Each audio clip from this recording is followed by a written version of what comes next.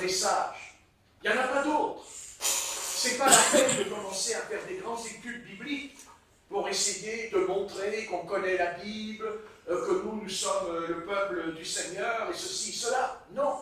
Nous sommes là parce que Dieu, d'abord, nous a sauvés, et parce qu'il nous a sauvés, parce qu'il a enlevé le péché qui était en nous. Nous sommes pécheurs, c'est-à-dire que nous pouvons pécher à tout moment. Mais si on ne peut pas pécher, il faut veiller. Il faut veiller. Et veiller, c'est prier.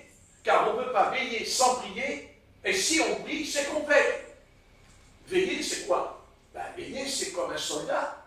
Un soldat, il ne veille pas le jour il y fait jour. Non, c'est la nuit, parce qu'il fait nuit. Et comme il fait nuit, tout le monde dort. Donc, il faut une sentinelle qui va monter en haut de la tour et qui va veiller pour voir s'il n'y a pas l'ennemi qui arrive dans la nuit.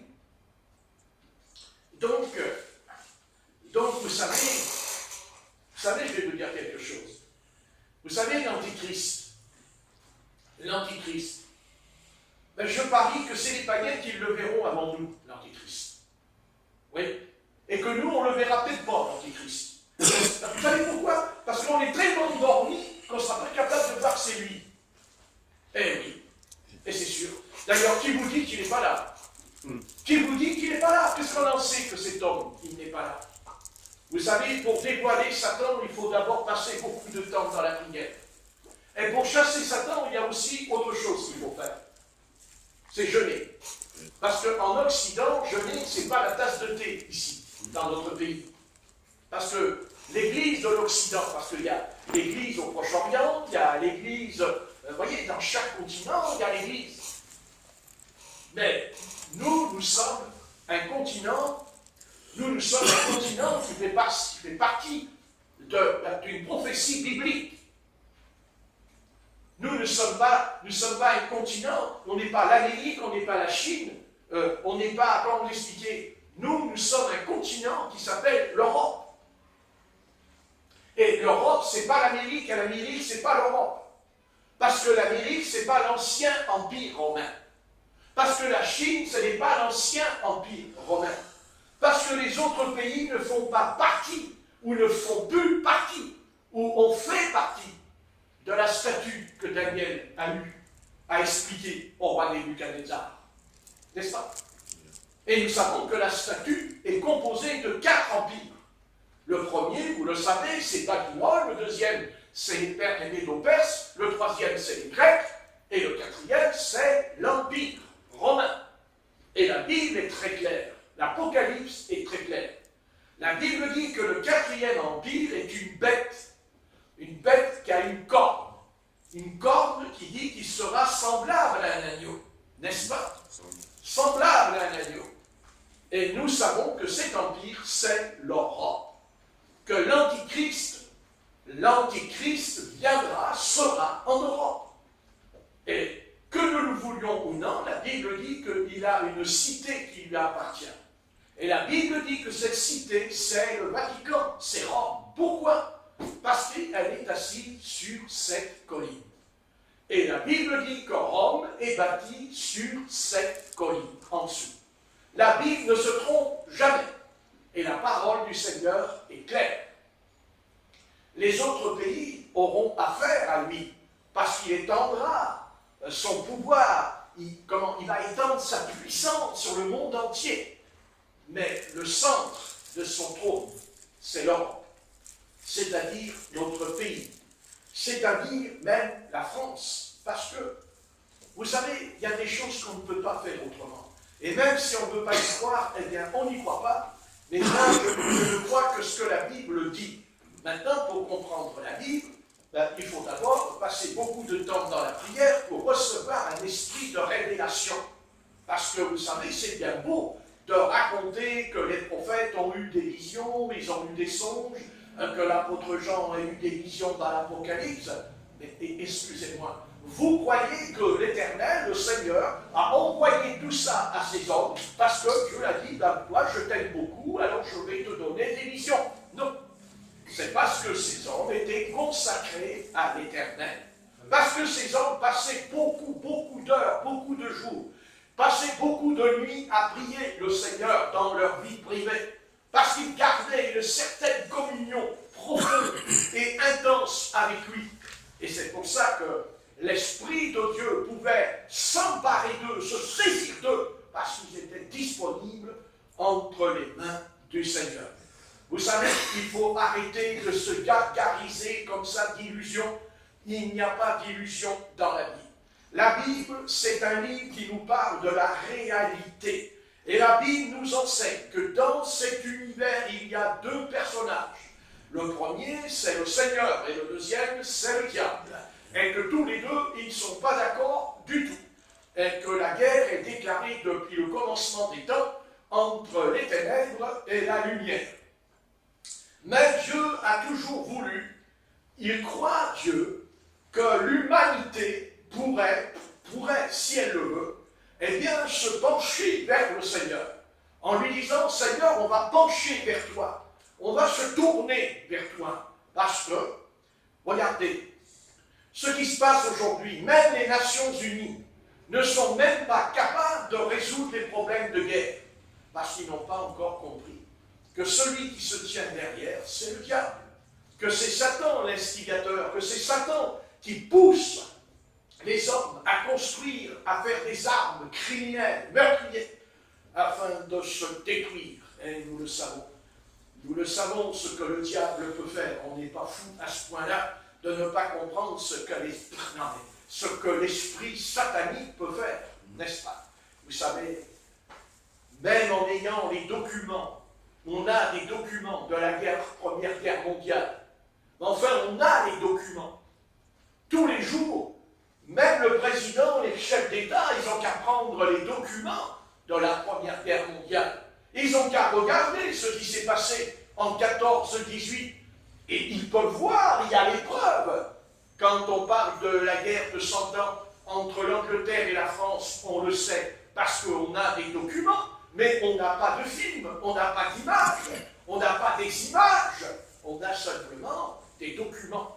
Mais au sujet de la Première Guerre mondiale, nous avons des documents. Nous regardons des hommes qui courent à Verdun, dans la Somme, qui courent et qui s'enfoncent dans la boue, et ils descendent dans la boue avec le fusil à la main. Et en face, il y a là les Allemands qui tirent sur eux. Ils meurent comme des chiens par terre. Et le soir, ils dormaient avec les rats qui leur bouffaient les pieds. Et ça a duré 4 ans. Qu'est-ce que vous croyez? Vous croyez que c'est les hommes qui ont arrêté cette guerre mondiale? La guerre 14-18, elle s'est arrêtée dans la nuit d'un seul coup. Et ils n'ont jamais su, et même aujourd'hui, ils ne peuvent pas nous expliquer, les historiens ne peuvent pas nous dire comment cette guerre s'est arrêtée en une nuit. Mais parce que c'est Dieu qui a dit à Satan, c'est terminé. C'est terminé. Et c'est ce qui s'est passé. Mais presque 30 ans plus tard, on remet ça sur le tapis. Oui ou non? Oui. Bien sûr, on remet ça sur le tapis. Et bien entendu, les choses sont encore pires parce que tout ça, vous voyez, tout ça parce qu'il y a un homme qui est venu, un homme qui s'appelle Adolf Hitler. Et vous voyez, un homme qui avait en lui, Satan en lui, et il a amené, d'abord, il a poussé toute l'Europe. Toute l'Europe, elle a pris feu. Il n'y a pas un endroit en Europe où il n'y a pas eu le feu qui a pété, n'est-ce pas? Au départ, pendant 2 ans, il était un allié avec les Russes. Et au bout de 2 ans, il brise l'alliance avec la Russie, il attaque la Russie, il va jusqu'à Moscou. Vous voyez, avec 6 millions d'hommes de la Wehrmacht, ils vont tous périr dans la neige. Est-ce qu'ils ont compris? Est-ce qu'aujourd'hui, on ne peut pas dire c'est pas vrai? Mais nous avons des documents, nous avons des films tout entiers de ce qui s'est passé. Nous avons la preuve qu'il est venu d'une race d'hommes qu'on appelle les nazis, n'est-ce pas? Les nazis qui tuaient comme ça les femmes, les enfants, ils tiraient une balle dans la tête, ils tombaient dans la fosse. Il y a les documents, je les ai vus, et je les regarde encore pour essayer de rafraîchir ma mémoire, n'est-ce pas? Voilà par là est passée l'humanité. Ça a duré 5 ans. 5 ans, ça a duré. Et sans compter le débarquement en Normandie qui a été terrible, n'est-ce pas? Terrible, terrible. Vous savez, terrible. Eh bien, regardez les amis, regardez, plus de 70 ans plus tard, est-ce qu'ils ont compris? Ils n'ont rien compris du tout. Non. Mais regardez vous-même, mais regardez ce qui est. Attendez, ils sont prêts à recommencer à bousiller l'humanité. Ils sont capables encore de nous tuer tous les enfants, tous les bébés, les faire passer à la casserole. Et pourtant, on a les documents. Mais alors pourquoi ils sont encore animés de ça? Mais parce qu'il y a Satan derrière. Parce qu'il y a Satan derrière. Il ne faut pas dire qu'il y a Satan puis c'est fini. Pas du tout. Il y a Satan. Parce qu'il y a un livre dans l'humanité. Il y a un seul livre de l'humanité qui parle de lui. C'est ce livre. C'est la Bible. C'est la parole du Seigneur qui parle de cet être infâme et pourri et mauvais. Et d'ailleurs, le Christ le dit même au peuple d'Israël. Il l'a dit aux pharisiens. Vous avez pour père le diable, il leur a dit. Le diable, au commencement, vous avez qu'à lire, le diable. Le diable. Et depuis le commencement des temps, le diable n'a jamais perdu ses activités démoniaques, car vous savez, derrière tout ce qui se passe, au travers de toutes les guerres, parce que montrez-moi si dans l'humanité il y a eu la paix. Jamais l'humanité a connu la paix depuis que le diable s'est emparé de Caïn pour tuer Abel. On est d'accord, on ne peut pas dire le contraire. On n'a pas besoin d'être un théologien. Hein. On a bien compris qu'il y a un esprit criminel, un esprit meurtrier qui est descendu sur la terre parce que le diable était sur la terre. On nous dit que le diable était sur la terre. C'est écrit dans Ésaïe. C'est écrit dans Ésaïe. Tu étais en Éden, le jardin de Dieu. Le diable était en Éden. Il était en Éden. Bien sûr. Bien sûr qu'il était. C'est sûr. Il était. Mais il n'était pas encore tombé. Parce que si on lit bien Ézéchiel 28 et Ésaïe 14, vous verrez que le diable n'est pas tombé tout de suite. Ah non, non, non. Non, non, non. Il n'est pas tombé tout de suite. Il va tomber parce qu'il y a quelque chose en lui qui lui a remué le cerveau. C'est-à-dire, quand il nous a vu arriver, quand il a vu le premier homme qui a posé les pieds sur la terre, vous comprenez? C'est ça qui l'a chapoudé. C'est ça qui l'a mis, c'est ça qui l'a poussé. Parce que Satan est un être jaloux. Jaloux. D'ailleurs, si Caïn tue Abel, c'est par un esprit de jalousie. C'est certain. Parce que si elle avait fallu l'histoire des deux autels, là, que l'Éternel aurait dit à Caïn, mais ton autel il est bien, il est bon, pas de problème, même s'il aurait dit que l'autel de Abel il était bien, Caïn n'aurait pas eu l'idée, la pensée de tuer. Il a reçu cette puissance de ténèbres en lui. C'est parce que Satan est entré en lui. Il est entré dans le serpent. Il est entré dans Judas.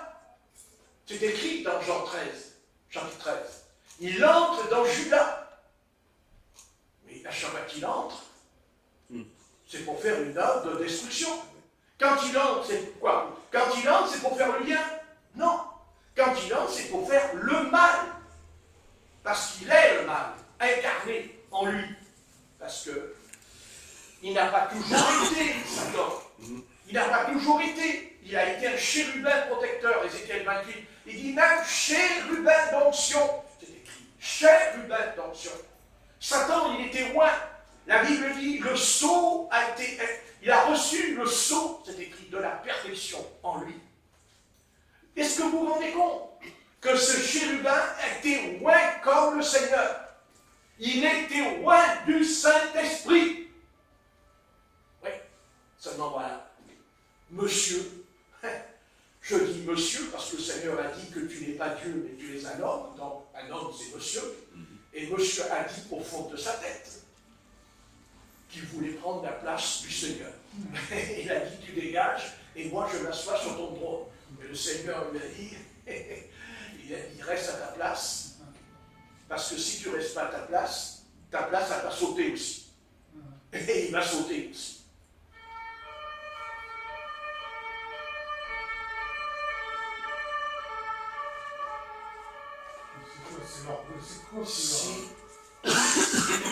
Si ils ne veulent pas, écoutez bien, on n'est pas grand-chose, nous, ici, hein, mais on a le Christ, ici. On a le Christ. Il y a le Christ, c'est certain. Il y a le Christ ici. Parce qu'il est en vous. C'est pour ça qu'il est là. Parce que s'il n'est pas en vous, il n'est pas là non plus. Hein. Donc, il est là. Hein. Et vous savez, ils ne savent pas encore ce qui leur attend.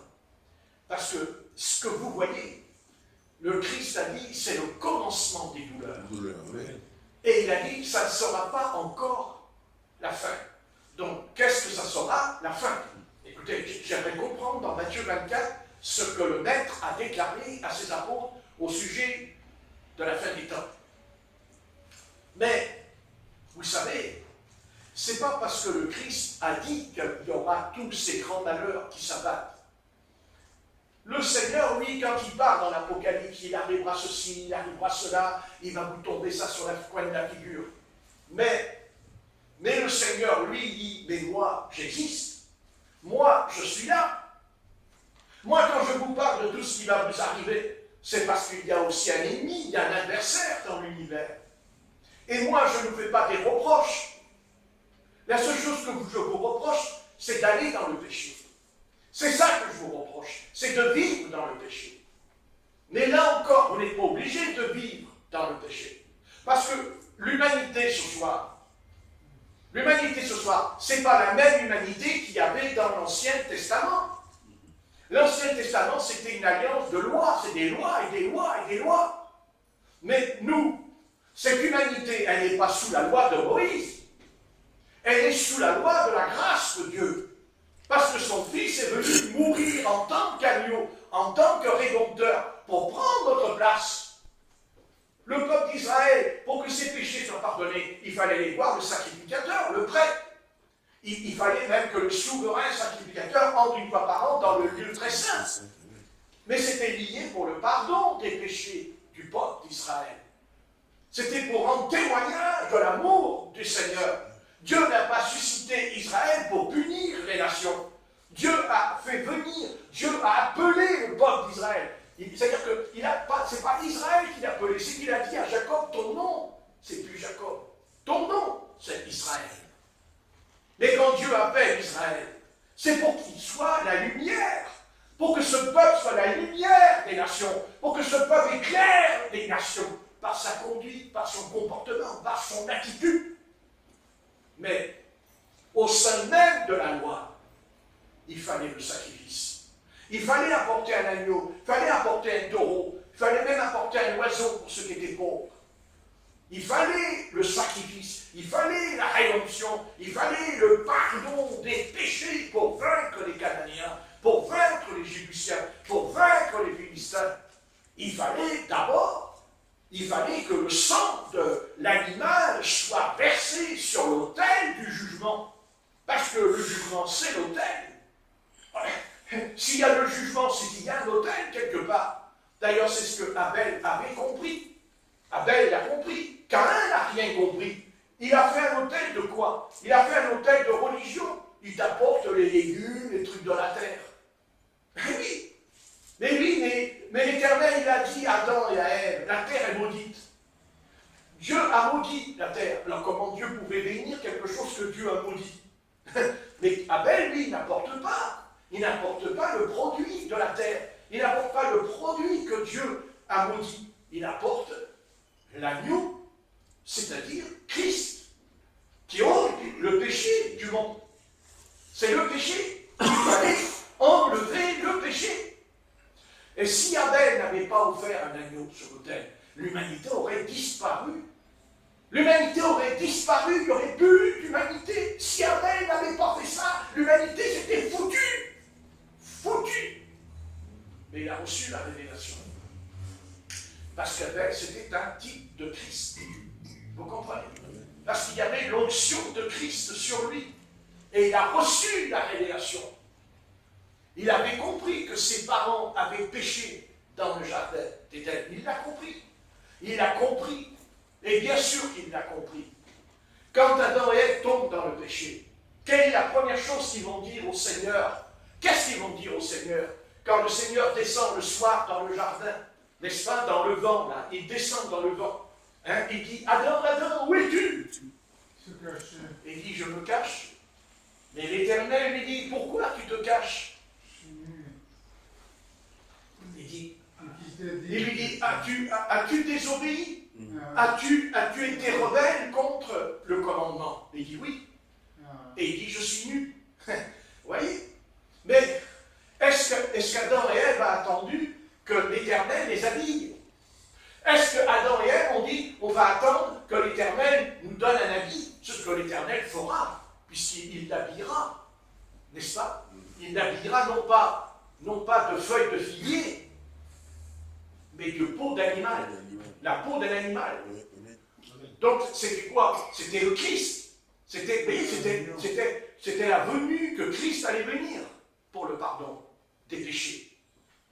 Et oui, voilà. Et tout le drame d'Adam et de Ève. Parce qu'Adam et Ève, quand ils sont tombés dans le péché tous les deux avec le serpent, eh bien, ok, ils sont tombés, mais qu'est-ce qui les a empêchés d'aller tout de suite vers l'Éternel? En disant, ben voilà, on est tombé, Éternel, on a péché, regarde, on est tout nu.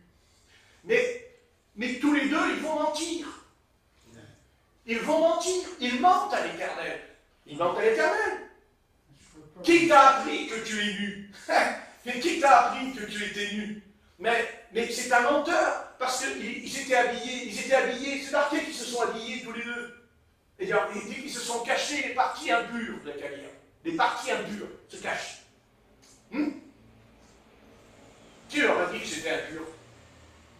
Qui leur a dit que c'était impur?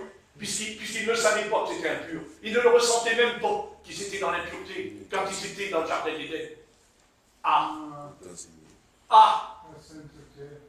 Mais et vous croyez qu'ils étaient nus en vérité? Non, ils n'étaient pas nus. Ils étaient habillés. Mais oui, habillés de quoi? Ils étaient habillés de la sainteté de l'Éternel. Ils avaient un habit sur eux. Et quand ils sont tombés, cet habit il est parti. Et vous savez comment il s'appelle cet habit? Il s'appelle un habit spirituel. Ce que nous avons reçu, nous, quand on s'est repenti. Ben oui, car ce soir, nous sommes habillés. Vous croyez que vous n'avez pas d'habit sur vous? Vous croyez que vous êtes nus comme avant de vous convertir? Vous vous trompez. Vous êtes habillés du salut qui est un vêtement blanc. C'est ce que dit l'Apocalypse. Et même le Christ, il le dit. À un moment donné, il dit qu'il y a quelqu'un qui rentre dans la salle du royaume et il lui dit, mais comment t'es entré? Il lui a dit, mais il est où ton habit? Et il dit, il est où ton habit? Ah, il a dit, ben, mon habit, je sais pas. Je suis rentré, ben, tu ressors. Tu ressors. Ben oui, ben, tu ressors. C'est comme ça. Voilà. Parce que si on pouvait rentrer sans être habillé du vêtement sain, là, tout le monde est sauvé hein, sur la terre.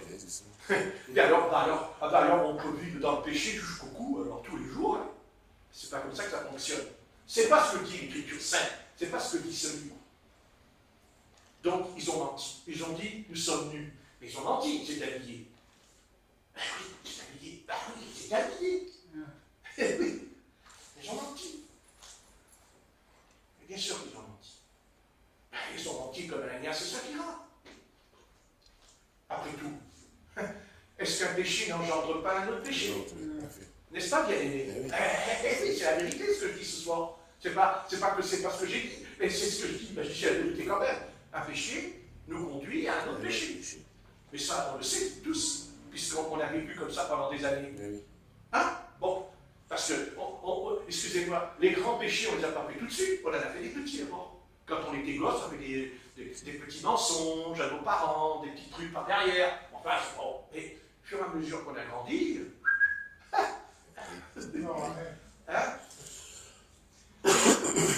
Et si on n'était pas convertis ce soir, on en serait où là? Faudrait qu'on se pose la question si on n'était pas convertis. Dans quel état on serait si on n'avait pas rencontré le Seigneur ce soir? Non mais, dans quel état on serait? Bon, vous serez pécheurs, ne vous inquiétez pas. Mais en puissance. Mais en puissance. Ça c'est sûr. Oui, tu as raison, bien sûr, il y a la connaissance. Bien sûr. Bien sûr, mais la connaissance sans la foi, ça ne sert à rien. Parce qu'en vérité, quand Adam et Ève tombent, c'est parce qu'ils ont buté contre quelque chose. Ils ont buté. C'est-à-dire qu'ils ont buté, ils ont trébuché. Ils trébuchent. Ils trébuchent. Voilà, trébucher. L'enfant, il trébuche et il s'étale par terre. N'est-ce pas? Mais quand il se relève, il a des bleus aussi. Il a des bleus. N'est-ce pas? Non? Oui. Voilà. Alors quand on s'habille, ça ne se voit pas. Par contre, ça ne se voit pas, mais... Tu portes une super robe, tu sais, très jolie, un beau costume. Puis en dessous, il y a des gros bleus, tu sais. Et quand on arrive devant quelqu'un, on fait « Ça va? Oh oui, oui, ça va? Ça va? Oh oui! » Tu vois? Hein?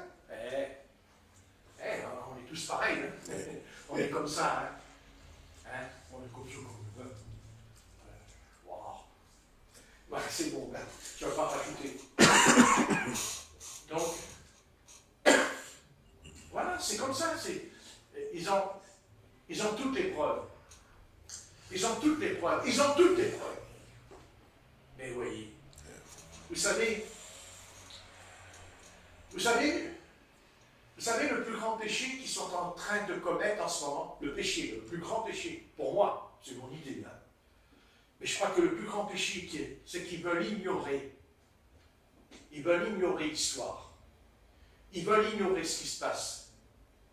Vous savez, même s'il y aurait des chefs d'État qu'ils cherchent la guerre, soit pour gagner de l'argent, soit pour fabriquer des armes, pour gagner des milliards et des milliards, n'est-ce pas? Mais le peuple, lui, qu'est-ce qui l'empêche de se révolter? Qu'est-ce qui empêche tous les peuples de la terre de se lever comme un seul homme et de prendre tous ces gens-là et de leur botter le derrière et de les foutre dehors? N'est-ce pas? Amen. Hein? C'est comme chez nous.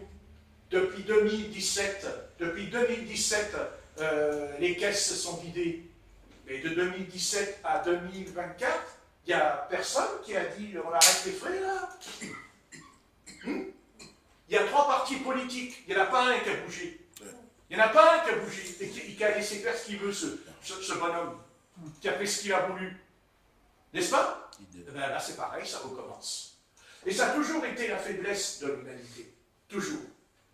Vous voyez, l'humanité est incapable de retenir les leçons de l'histoire. L'humanité comprend quand elle est massacrée. Alors là, ils comprennent. Amen. Mais autrement, ils ne comprennent pas. Comme dit le proverbe, il faut, vous savez, il vaut mieux avertir avant. Il faut avertir avant. Mais il ne faut pas se laisser avertir et continuer à se laisser aller. Je veux dire que, écoutez, quand on est en mer et qu'on monte dans un navire et qu'à un moment donné, il y a la tempête qui souffle, il y a 2 solutions. Hein. Soit le capitaine, il descend dans la cale, il va faire comme Jonas, il va dormir, parce que Jonas, c'est ce qu'il a fait. Quand il y a eu la tempête, il est dit qu'il descendait et il dormait. Il dormait et la tempête lui dort. Bon, à un moment donné, les marins, ils sont descendus, ils ont dit, oh, qu'est-ce que tu dors là? Nous, on est en train de se battre sur le pont et d'empêcher que le navire se fracasse contre les rochers. Toi, tu dors. Oui, tu dors. Ah, tu dors, toi. Voilà. Alors, je sais, il y en a qui pourraient dire, ah, le sommeil du juste est doux et paisible. Vous connaissez ce proverbe, c'est écrit dans les proverbes. Hein? C'est bien comme passage. Le sommeil du juste est doux et paisible. Tu vois, le gars Jonas, il s'est dit, moi je suis sauvé, je suis dans le Seigneur, il n'y a pas de problème. Moi, mon sommeil, non mais en fait, son sommeil n'était pas doux et paisible. Non, il fuyait. Il fuyait l'Éternel. Il fuyait l'Éternel. Pourquoi? Mais parce qu'il ne voulait pas entrer dans la réalité que Dieu voulait accorder aussi le pardon des péchés aux nations. Parce que Jonas, c'est le premier missionnaire païen. C'est le premier missionnaire païen, c'est Jonas, mes amis. car les Ninivites, ce pas des Juifs, c'est des païens. C'est une nation païenne et méchante d'ailleurs, très méchante. Syriens, très méchante. Mais Dieu a dit, voyez Dieu, voyez.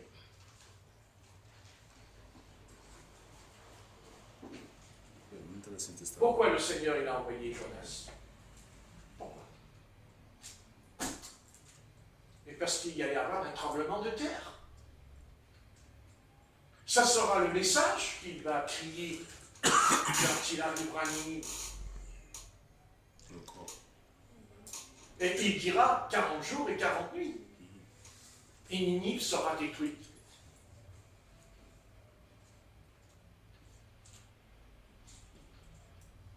Et si Dieu avait fait ce qu'il a dit, si Dieu avait fait ce qu'il a dit, encore 40 jours et 40 nuits, mais si Dieu l'avait fait, alors que Jonas, lui, était parti à Tarsis, et si Dieu l'avait fait, quelle responsabilité avait Jonas sur les épaules? Mais en vérité, est-ce que l'Église de Jésus-Christ dans cet âge, dans ce siècle dans lequel nous sommes ce soir, est-ce qu'elle n'est pas comme Jonas? Oui. Oui. Est-ce qu'elle n'est pas comme Jonas? Exactement. Elle dort. Elle dort. Elle dort parce qu'elle n'a pas envie. Elle n'a pas envie parce que... Pourquoi elle n'a pas envie? C'est pas compliqué.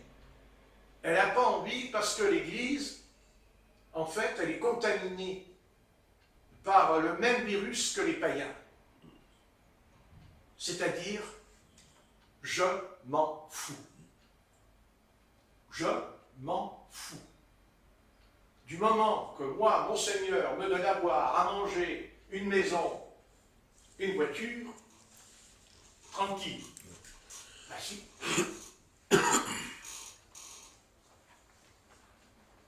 Mais si on pouvait avoir autant de passion pour notre appartement, pour nos habits, quand on achète, autant de passion pour manger, pour boire la nourriture.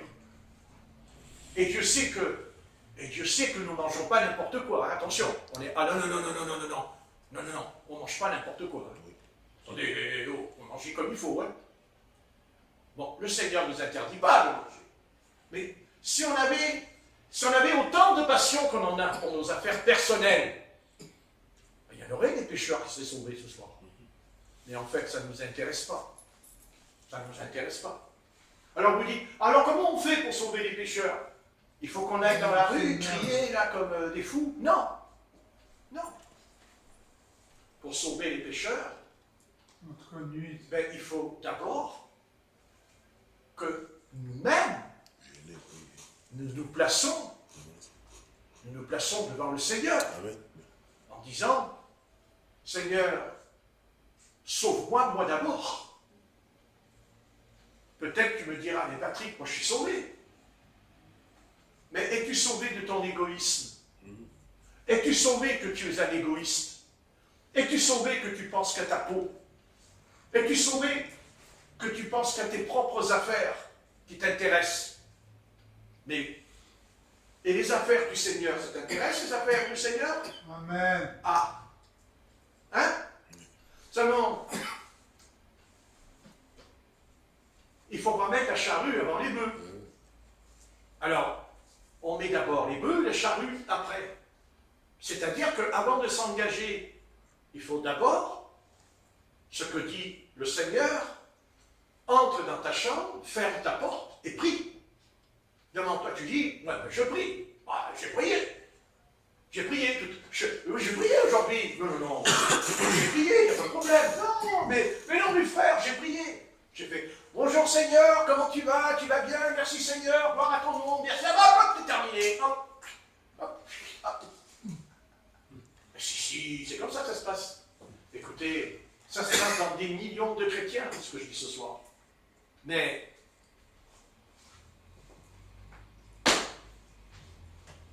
Mais dans quel état on est? Mais dans quel état on est? Donc, qu'est-ce que le Seigneur va faire? Non, mais qu'est-ce que Dieu va faire de nous? Je vais vous le dire ce qu'il va faire de nous. Eh bien, moi, je vais vous dire ce qui va nous réveiller. Parce que si on ne veut pas se réveiller ce soir, vous savez ce qui va nous réveiller? Les fusils, les missiles, ils vont partir. Seulement, quand les missiles vont partir, ce sera trop tard. Parce que quand le missile il va tomber sur toi aussi. Et là, le Seigneur il va te dire, puisque tu dors, tu vas dormir pour de bon. Parce que comme ça, tu ne vas pas te réveiller du tout. Comme ça, tu vas dormir sur les décombres. Tu vas dormir sous les cailloux. Ah oui. Oh, Seigneur. Mais qu'est-ce que vous croyez? Vous croyez que les deux guerres mondiales qui ont... Non mais vous pensez que les deux guerres mondiales, c'est le fruit du hasard? Que c'est que la faute des nations? Non. C'est parce que le peuple de Dieu, il n'était pas non plus en règle à l'époque. Je le sais ça. Parce qu'il dormait, le peuple de Dieu. Alors Dieu, de temps en temps, il nous envoie un petit coup de fouet pour nous secouer la banane. C'est ça qu'on veut. Non. On n'a qu'à le dire au Seigneur, vas-y, envoie les missiles, comme ça on est sûr de prier. Ben, moi je prie, je préfère passer du temps dans la prière avant que les missiles ils arrivent. Parce que si je prie, peut-être que les missiles ne vont pas arriver, ils ne vont même pas démarrer. Amen. Ah oui, mais ça nous dépasse. Ça. On va dire, mais non, mais on ne peut pas, nous, qu'est-ce qu'on est? Nous, on n'est rien du tout. C'est pas nous qui gouvernons le monde, nous, on n'est pas des chefs qui gouvernent. Mais nous, on ne gouverne pas. Mais le Christ, le Seigneur, lui, gouverne en nous. Mais oui. Dans quel état on est? Mais vous vous rendez compte dans quel état on est? Mais on ne s'en rend même pas compte. Alors on est tous sur le compte de la fin du monde. Hein? C'est ça notre réponse, en fait. On dit, ah mais c'est la fin du monde, c'est la fin des temps, c'est écrit dans la Bible. Ben voilà, c'est bon, c'est écrit dans la Bible. Donc s'il doit me tomber un missile sur la figure, c'est écrit dans la Bible, hein. Je le prends sur la tête, c'est écrit dans la Bible. Le Seigneur a dit, tu ne crois pas que tu es un peu fou là, sur ta tête?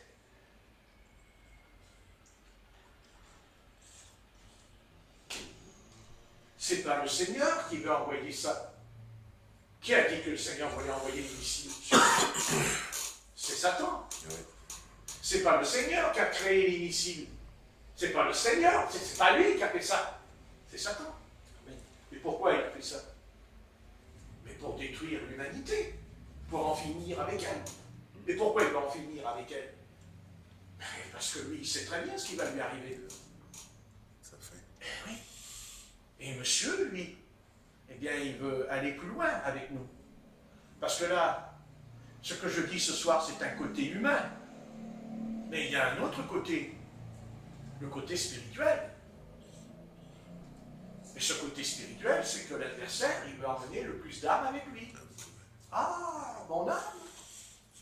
Ah, j'ai une âme. Ah bon, j'ai une âme. Ah, je savais que j'avais un corps, mais une âme. Ah bah oui, j'ai un corps. Tout à l'heure, j'ai cassé la croûte. Parce que mon corps, il a faim. On l'aime bien, le petit papier, quand il prêche, on l'écoute. Mais à un moment donné, j'ai faim. Ça n'a pas duré jusqu'à minuit, ce truc-là. Bah, là, il a dit non, oui. La vérité sort de la bouche. Sort de la bouche. Des enfants. Non, sort de la bouche dans des psychiatres. Alléluia, gloire au Seigneur Tout-Puissant. Amen. Ciao. N'est-ce pas? Eh, pardi. Ah, pardi. Non, mais si vous voulez, vous dites à Satan, non, dites à Satan, je te donne un bâton et frappe-moi aussi. Et vous croyez qu'il va pas être d'accord? Il va dire, mais il y a longtemps que je te frappe. Je te frappe depuis, je t'ai même frappé dans le sein de ta mère. Seulement, Dieu n'a pas voulu que tu sois avorté.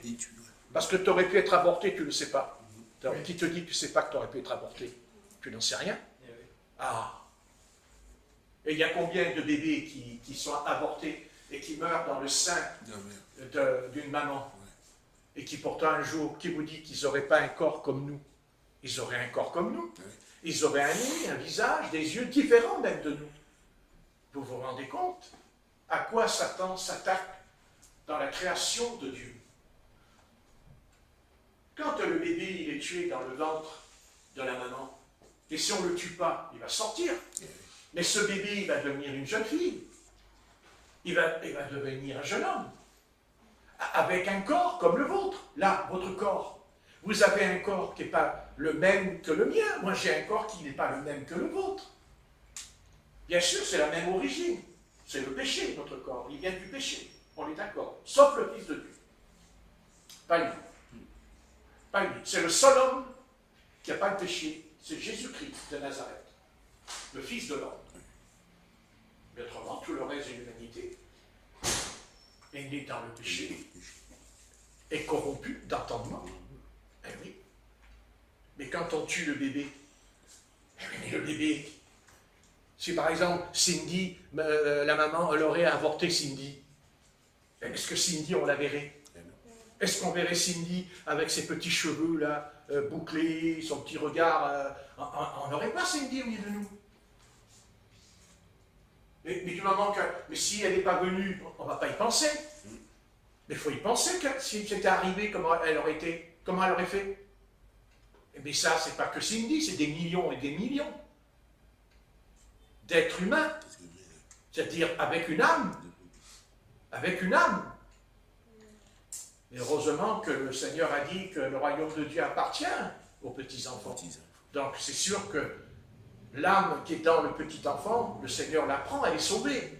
Mais non, ça c'est certain, il n'y a pas de rédemption dans le sens de nous. La rédemption a été accomplie. D'ailleurs, même le Seigneur va plus loin avec les petits-enfants. Parce qu'il a dit que si on ne ressemblait pas à un petit-enfant, on n'entre pas. Non, mais alors là, Patrick, il n'y a personne de sauvé avec toi, hein, quand tu parles. Ah non, il n'y a personne de sauvé avec. Il ne faut pas venir dans cette assemblée. Mais attendez, le gars, il va vous dire que tu es sauvé, mais il faut que tu sois un petit enfant pour rentrer au royaume de Dieu. Ah. Ouais. Vous savez ce qui nous manque? Vous savez ce qui manque le plus aujourd'hui au peuple de Dieu? Je vais vous le dire. Vous savez? C'est quoi? De trembler.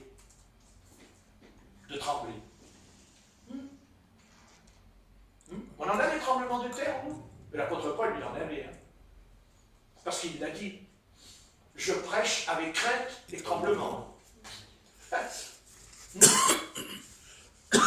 De peur, il dit d'être rejeté. Moi-même. Par rapport à son corps. Hein. À son corps.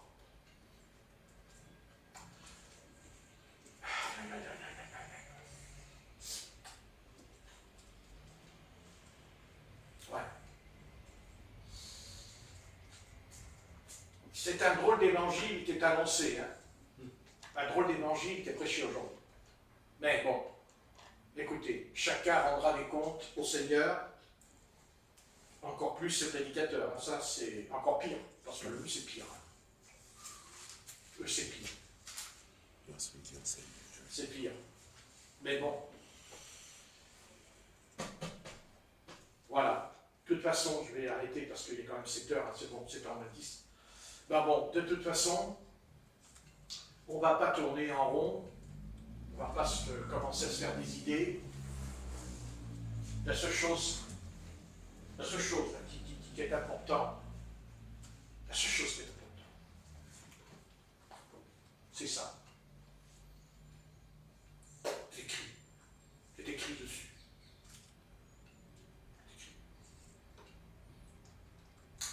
Le nom de l'écrivain, il n'est pas écrit. Dans chaque livre, il y a l'écrivain en bas. Mais il n'y en a pas. Mais on n'en a pas besoin. Parce que nous savons qui c'est. Amen. Nous savons qui c'est. Nous savons qui c'est. On n'a pas besoin de nous dire qu'il s'appelle le Seigneur. On n'a même pas besoin de le dire. Pas besoin. Parce que c'est l'Esprit Saint qui a écrit ce livre. C'est lui. L'inspiration, toute l'inspiration, c'est lui. Toute écriture est inspirée de Dieu. Toute écriture est inspirée de Dieu. Toutes les lettres sont inspirées du Saint-Esprit, ici. Donc, quand ça tourne pas rond,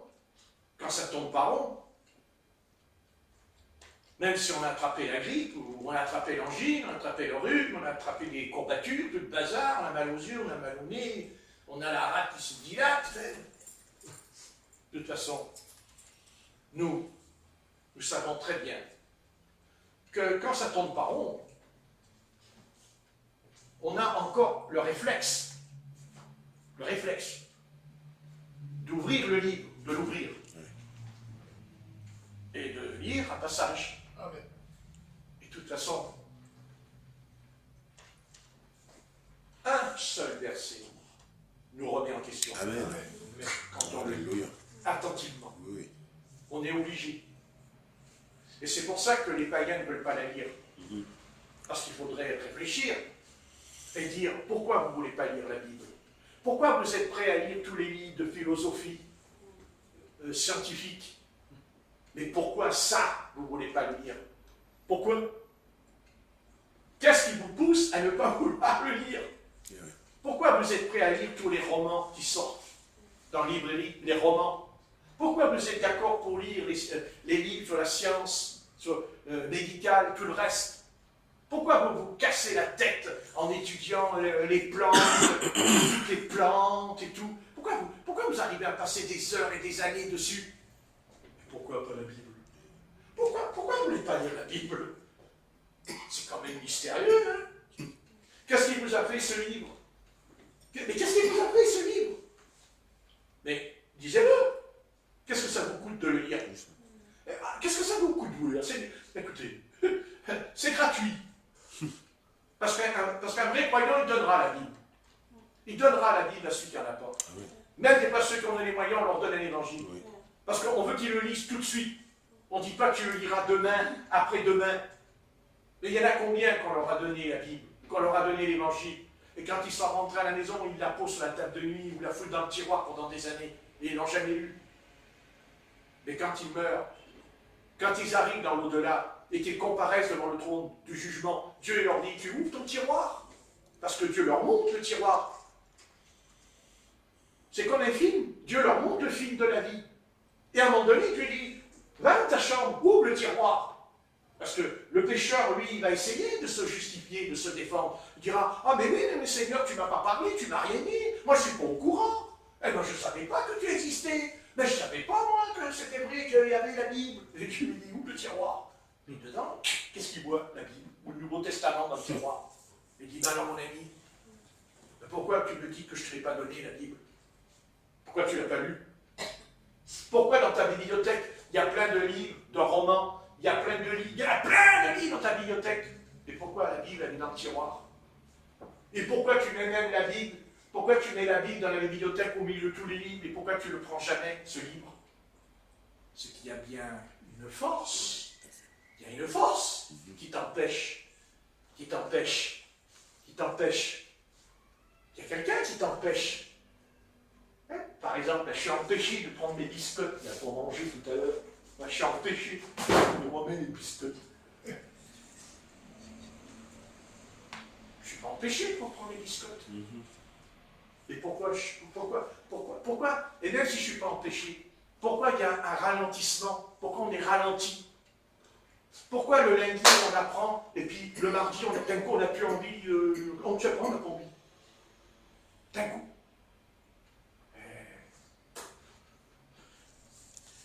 C'est que je pense que dans l'atmosphère, il y a des lutins. Enfin, je suis gentil quand je dis des lutins. Je veux dire, il y a des démons dans l'air. Et le démon, il vient vers nous, on ne le voit pas, mais il vient à côté de nous. Ben, bien sûr, il vient à côté de nous. On ne les voit pas là, mais c'est sûr. Il vient, il dit, oh, éloigne-toi de là. Dégage. Faut pas lire ça, hein. Faut pas lire. Surtout pas lire. Pas lire. Après, tu vas apprendre que tu as un Père Céleste qui t'a créé. Puis après, tu vas apprendre que ce Père Céleste, il a un Fils. s'appelle Jésus-Christ de Nazareth. Moi, je ne veux pas que tu saches ça, que Jésus-Christ est le Fils de Dieu. Je ne veux pas que tu le saches. Et il y a combien de sectes qui disent que Jésus n'est pas le Fils de Dieu? Il y en a deux religions.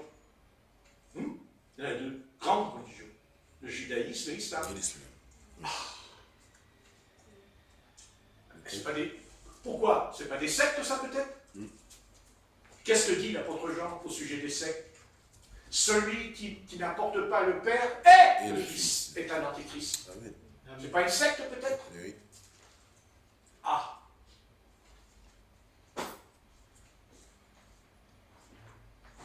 Vous voyez? Et quelle est la plus grande secte qui existe dans le christianisme? J'ai dit dans le christianisme, il y a une secte très grande. C'est l'Église catholique romaine. Amen. C'est la plus grande secte qui existe dans le christianisme. Et d'ailleurs, le christianisme, c'est la plus grande tâche qu'il y a dans l'univers. C'est une tâche, le christianisme, dans l'univers. Parce que c'est à cause de lui, non pas à cause de Christ. Je n'ai pas dit à cause de Christ. Je dis à cause du christianisme. C'est lui qui a faussé le salut pendant des siècles devant le monde païen. C'est lui. Amen. Et il continue. Et il continue. Parce que c'est pire. Parce qu'il a toujours apporté le mélange. Il a toujours mélangé l'ivraie et le blé ensemble. N'est-ce pas? C'est sûr. Moi, j'attends rien du christianisme. Absolument rien du christianisme. Amen. Absolument rien. Je n'attends rien des églises pentecôtistes, méthodistes, mais moi, je n'attends rien de l'église. Amen. Non. Pas du tout. J'ai appris une chose dans ce livre. C'est que Dieu fait toujours quelque chose de nouveau avec un reste. Et que ce reste, il n'est pas grand. Et tout petit. Parce qu'à chaque fois que Dieu intervient dans l'humanité, c'est toujours par un petit groupe. Tout petit. Tout petit. Par un reste fidèle. Fidèle. Fidèle à son Seigneur. Toujours. Vous savez, si ce n'est pas vrai, alors là, je vais vous sortir une preuve. Alors là, on a la preuve. Du coup, j'en perds le pantalon, dis donc. C'est drôle, le pantalon descend tout seul. Fraîche. Parce qu'il a mon pantalon. Il est secoué par la... Hein? Les amis, au sujet d'Israël, combien il va en rester à la fin? Combien il va en rester à la fin de la grande tribulation? Vous connaissez le chiffre? 144 000. Voilà. 144 000. Et il y a combien de juifs en Israël? Que en Israël, il y en a combien? Il y en a 8 millions. 8 millions. Je ne parle pas du monde, je parle que en Israël. Il y a 8 millions de juifs en Israël.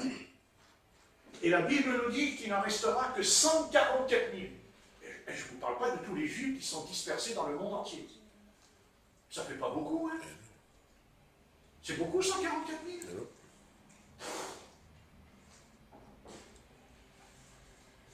Et pourquoi? Mais parce que le Seigneur retrouvera les 12 tribus. Oui.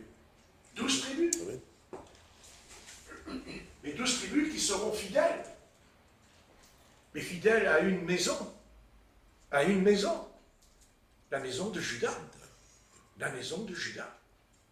Parce que le Christ montera sur le trône de David. Sur le trône de David. Parce que Dieu a dit à David, et Salomon l'a dit dans la prière, qu'un descendant éternellement montera sur le trône de mon père, David. éternellement.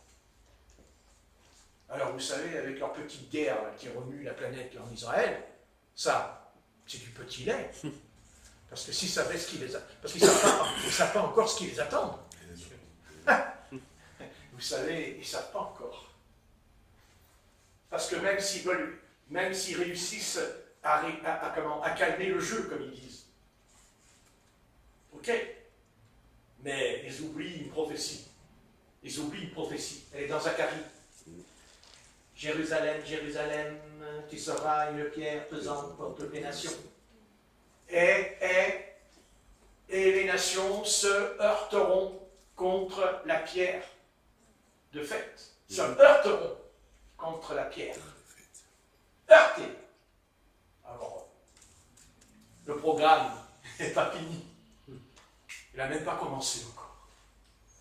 Parce que, vous savez ce qui va venir. Même parce que, bien sûr que ça va s'arrêter. Il ne faut pas croire que ça ne va pas s'arrêter. Non, non, non, ça va s'arrêter. Mais pourquoi ça va s'arrêter? Pour amener les Arabes et les Juifs autour de la table. Et autour de la table, les Nations Unies vont dire, écoute, Israël, Jérusalem, c'est pas Jérusalem. Mais Jérusalem, c'est Tel Aviv. Car c'est ce qu'ils ont dit il n'y a pas longtemps. C'est Tel Aviv. Ils veulent que Tel Aviv soit la capitale d'Israël et non pas Jérusalem. Parce que Jérusalem, ils vont la donner aux Arabes. Et c'est comme ça que les Arabes, ils vont se calmer. Parce que c'est quoi qui va calmer les Arabes? C'est quoi? C'est Jérusalem, mes amis. C'est Jérusalem. C'est le centre. C'est le centre de la tragédie. C'est Jérusalem. Parce que c'est la fille de Sion. Et pourquoi? Et parce que le jardin d'Éden, il était où, le jardin d'Éden? C'était Canaan. Parce que Canaan, c'était le jardin d'Éden. Et c'est pour ça que les démons se sont emparés de Canaan avec les peuples philistins, éphésiens, jébusiens, araméens et tout le bazar. Pourquoi ils veulent le morceau de terrain? Excusez-moi, mais pourquoi ils veulent le morceau de terrain? Pourquoi ils ne veulent pas l'Iran? Pourquoi ils ne veulent pas l'Irak? Pourquoi ils ne veulent pas la Syrie? Pourquoi ils ne veulent pas la Jordanie? Pourquoi ils ne veulent pas? Pourquoi ils veulent mettre le peuple palestinien là, en Israël? Pourquoi? C'est parce que Satan, lui, il sait qu'avant sa chute, il habitait là. C'est écrit. Tu étais le jardin d'Éden, en Éden, vous direz, dans Ézéchiel 28. Tu étais le jardin de Dieu. Eh oui. Et comment je sais que c'est vrai? Mais parce que c'est le Seigneur Tout-Puissant qui l'a dit. Et à qui il l'a dit? À Moïse.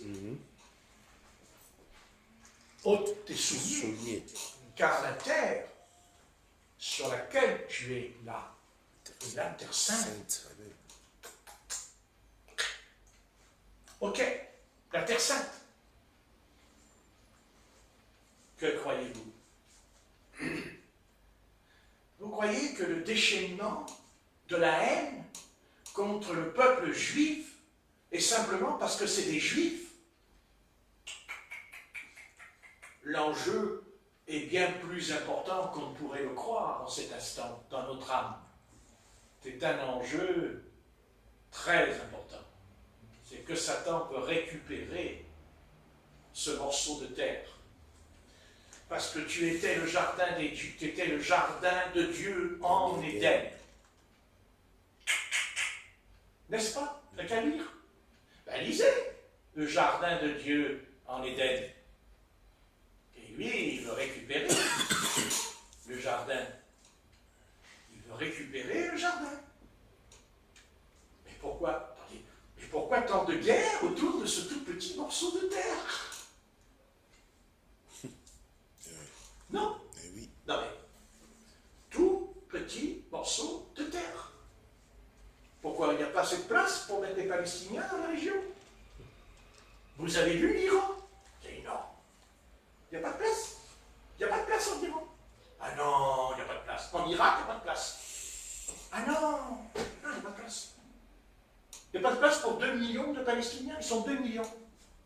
Et il n'y a pas de place. Donc nous prend pour des billes. Non. C'est parce que Jérusalem, tu es convoité. Oui, oui, c'est ça.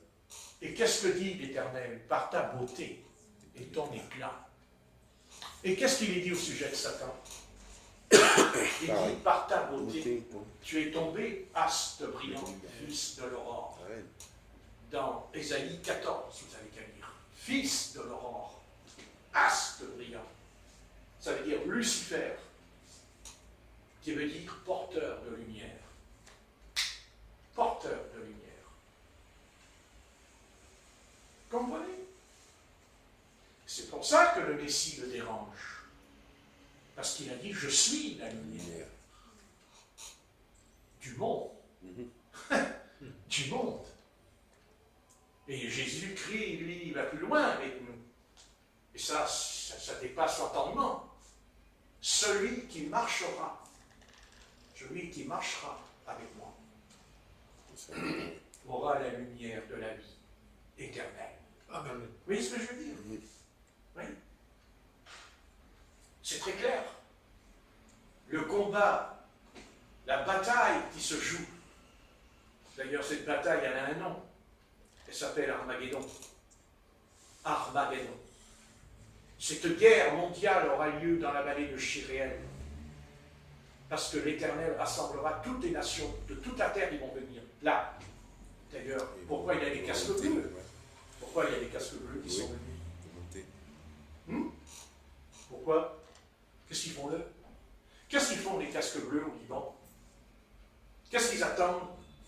Qu'est-ce qu'ils attendent les casques bleus de tirer contre Hezbollah? Il faut dire le niveau. Pourquoi ils ne le font pas? Pourquoi? Pourquoi? Pourquoi? Pourquoi? Ils attendent. Qui est-ce qui a balancé les 2 tours? Qu'est-ce qui a balancé les 2 tours à New York? C'est qui? C'est les Juifs, peut-être? C'est Israël, peut-être, qui a envoyé les avions dans les tours? Excusez-moi, quand on appelle les choses, on les appelle par un nom, non? Non? Oui.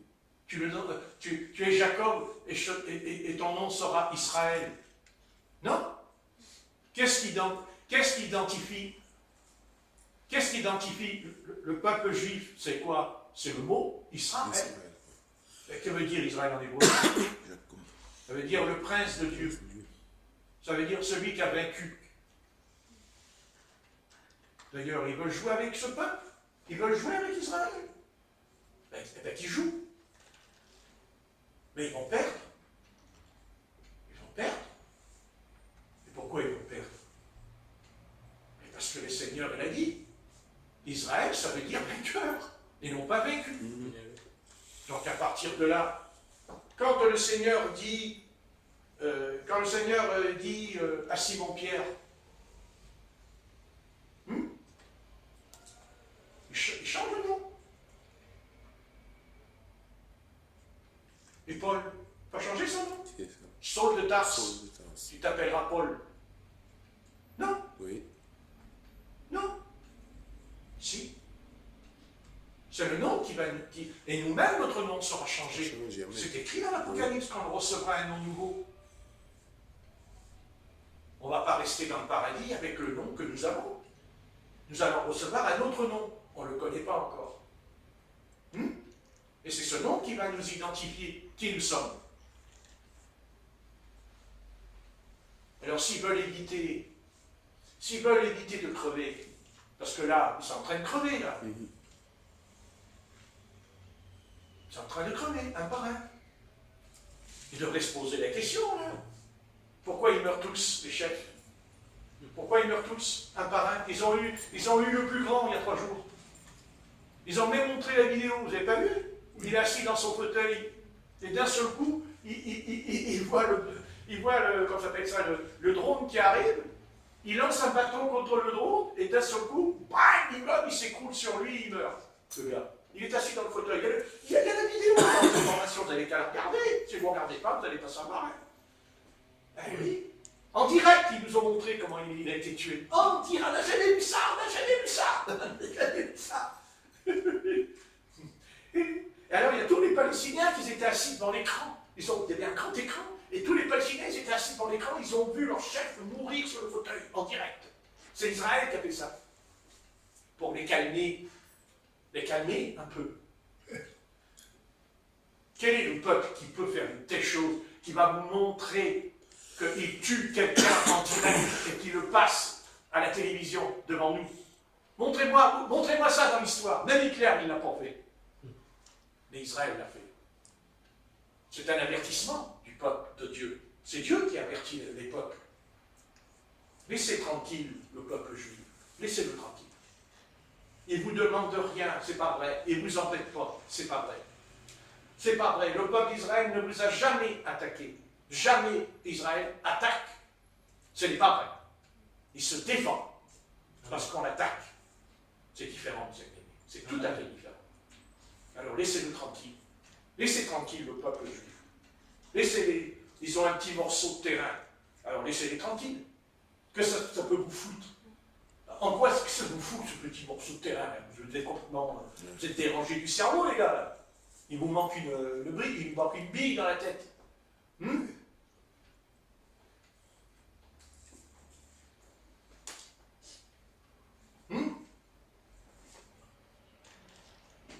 Bon, on va prier. Seigneur, notre Père, Père éternel,